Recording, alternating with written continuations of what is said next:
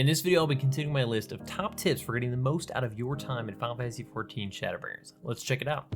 As a new returning player, Shadowbringers changes just enough to make it worth going over. The changes all seem awesome, by the way, which is why I made my first video on how to get the most out of your first few hours in the new expansion. I've linked that in the description below. Check it out if you haven't, then you can make your way back to this one. But otherwise, here's some more tips that I hadn't realized starting out myself. The first big one, Fate ranks. Thanks to Edward Elric and his alchemic ways for making me aware of this, as well as Aoika for confirming some of the details on how the ranking works. I'd brought up in my previous video that Fates now offer rewards in the form of bicolored gemstone currency, but I had no idea that what you are capable of buying with that currency kind of evolves over time. You essentially have a rank in each of the shared fate zones that increases the more fates that you complete. 6 fates you become rank 2, 60 fates you become rank 3. There's a leader rank, a global rank that's based on sort of your total average of all the ranks that you've achieved, but you don't really have to worry about that until later. Rank 1, as I quickly surmised, is pretty boring. You can basically get some crafting items, and that's about it. There's like 2 items you can buy.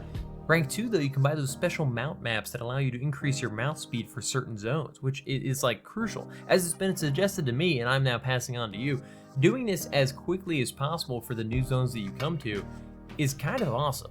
Quick hammering out 6 fates and then being able to buy that enhanced mount speed would have been like a huge time saver for me. Not because I don't love these zones, they're beautiful and amazing, but they're huge. And you know, running from side to side for some of these side quests or even the main story missions would have been a lot smoother and faster if I'd had the enhanced mount speed from the beginning.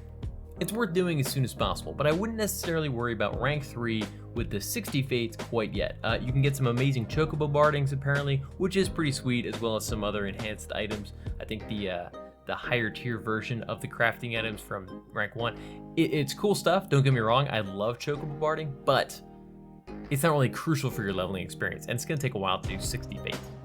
Bringing us to number 2. Role quests. So another new form of side quests have been introduced and made available in the form of role quests. These are storylines that are specific to the role that you're currently active in. Healer, tank, melee damage dealer, etc. I haven't delved too deeply into them so far. I did the first couple until I was level blocked, and I'll return now because apparently they're considered required for completing the Shadowbringers main story quest. Look, as I understand it, they offer pretty much amazing XP, and they're really cool. I mean, the story's been awesome so far, so I have a desire to continue regardless of the benefits, but it is crucial that you complete them to actually complete the Shadowbringers storyline. Now, as a note, you only have to complete one, I think. Like, if you're a healer, you don't have to level up a tank just to do this, but I'm kind of intrigued by that now. I kind of want to, just to get that side of the story. Leave a comment in the description below if you've done both, or you know, multiple out of the 4, and whether or not the story is unique and really different between the 4, or they're kind of like similar versions of the same idea. Anyways, it's worth keeping up with them. Don't forget about them while you're doing other stuff like, you know, your job specific quests as you level through the 70 to 80 stuff. Leading right into my next tip, don't just stop doing daily roulettes and other activities that help kind of gain XP. If you're not burning through all the side quests that are at hand, which thanks to the scaling mechanic I was talking about in the last video, you don't really have to anymore. You may be behind level-wise every couple of levels throughout the main story quest, which is nothing new, but I feel like it's happening to me a little bit more that I'm hitting those gates than I remember in the past. I'm not behind by a ton, like 1/2 or like 1/3 of a level, but if I'd done an occasional, you know, like leveling roulette or trials roulette or something, it would have helped me kind of keep up with that kind of curve. Both at level 72 and then at 73, I found myself gated, and then I'm like, okay, I got to level for like a couple hours and then get back into it. Now, this has actually been perfect because it allows me time to catch up with some of the side quests that I need for the Aether Currents, various fate grinding that I'm trying to do for some bicolored gemstone currency. It's not like a grinding amount. I did it for a little while. It was tons of fun. It was a little break from the main story quest. But if you're really interested in kind of like, you know, sticking with the main story quest and just keeping on as fast as you can, it's worth noting that you probably want to do your It's worth noting you probably want to squeeze in these daily stuff just to keep your smooth experience. Feel free to hit us up for any of those daily roulettes or anything if you're on Crystal. If you haven't yet, reach out in the Hunt for Games Discord Final Fantasy XIV channel if you want an invite to the Cross-World Link Shell. We've been trying to grow that up, and we're going to probably end up doing some dungeons soon, so hit us up. Speaking of which, if you're new here, this is Hunt for Games. Share my tips and passions for classics like Final Fantasy XI, as well as newer MMOs like Final Fantasy XIV. If that's the kind of stuff that you're into, consider subscribing. And as always, welcome back if you're a returning visitor. But let's get right back to these tips with our final little tidbit. Even though this is more of a realization than a tip that's going to help you in the short term, it is worth noting, so I thought I'd bring it up, because I didn't realize this in my last video, and I might have kind of misled some people about how the trust system works. Trusts are a little different than I originally realized.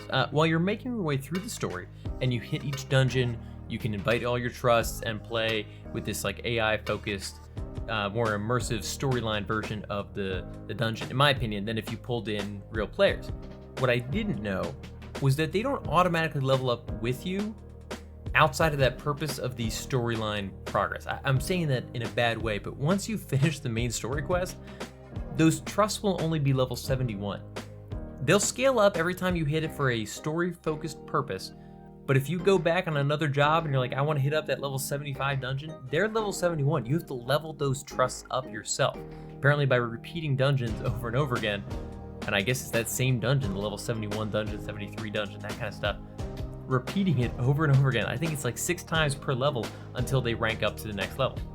I've heard it's a little bit of a grind. It's not quite as smooth as the squadron system was, because the squadron system had like other ways for them to gain experience, and now there's like only the dungeons that you can do with them. So I'm curious to see how that pans out. It kind of seems a little annoying to me. I don't know. I feel like my trusts immediately are going to fall behind. I'm never going to be like, I feel like grinding this dungeon with these trusts to get them leveled up. Let me know what you're thinking in the comments below, though, whether or not this like really changes anything for you, or just another thing that you can focus on, leveling up those trusts. Like I mentioned before, definitely check out the Hunt for Games Discord that I linked in the description below, and join us in the Final Fantasy XIV channel for some Final Fantasy XIV goodness. And reach out if you're on Crystal and want to join the Cross-World Link Shop. We got plenty of room. I don't even know if there's a limit. Is there a limit to the number of people? Maybe, but we haven't even come close. If you're interested in a deeper look at what goes on here at Hunt for Games, or just curious about how you can support the channel, check out the Hunt for Games Patreon in the description below. But regardless, I appreciate you sticking around. Keep on keeping on with the Final Fantasy XIV, and remember to turn that music back up if you're enjoying this expansion, but you kind of forgot it's been muted since the end of Stormblood. I know sometimes I play with like muted music, but the music in Shadowbringers so far is amazing. So definitely remember to crank that back up and just listen every once in a while. It's awesome.